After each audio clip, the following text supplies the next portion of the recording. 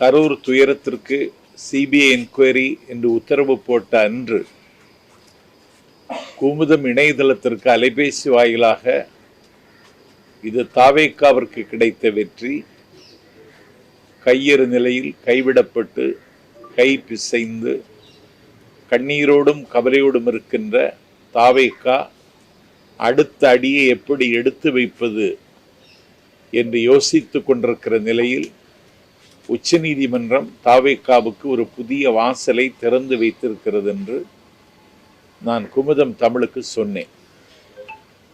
அந்த நிமிடத்திலிருந்து அறிவாலயத்திலிருந்து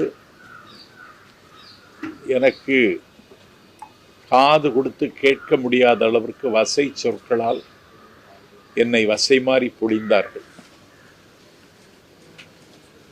தொடர்ந்து 5 நாட்கள் தஞ்சை மாவட்டத்தில் சுற்றுப்பயணத்திற்கு ஒத்துக்கொண்டிருந்தேன். அந்த நிகழ்ச்சியை ரத்து செய்தார்கள்.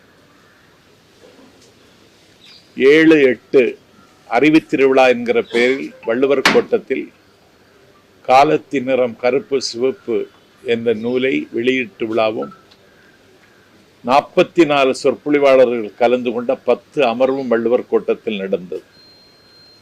ஒரு சொற்பொழிவாளரை தேர்ந்தெடுக்க வேண்டும் என்றாலும் முதல் இடத்தில் நிற்கிற தகுதியில் இருப்பவன் இந்த எளியவன் நாஞ்சில் சம்பத். என்னை திட்டமிட்டு நிராகரித்தார்கள். அதற்கு பிறகு தம்பி உதயநிதியினுடைய பிறந்த நாளை கொண்டாடுவதற்கு ஒரு திங்களுக்கு முன்னாலே என்னிடத்தில் தேதி பெற்றிருந்தார் வடசென்னை கிழக்கு மாவட்ட கழகத்தின் செயலாளர், வானமளவு வாஞ்சி என் மீது பொழிகின்ற அறநிலையத்துறை அமைச்சர் சேகர்பாபு.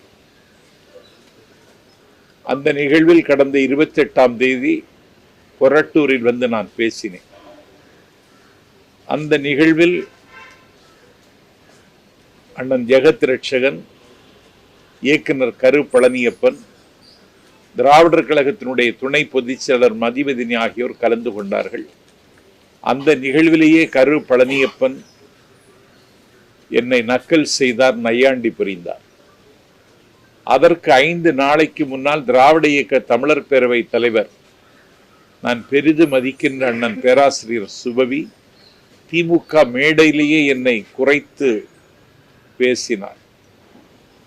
நான் மனதளவில் உடைந்து போனேன். ஏன் இப்படி வசைப்படுகிறார்கள்? நான் அவர்களிடத்தில் ஒன்றும் கேட்கவில்லை. கேட்டாலும் ஒரு சைக்கிள் கூட தரமாட்டார்கள்.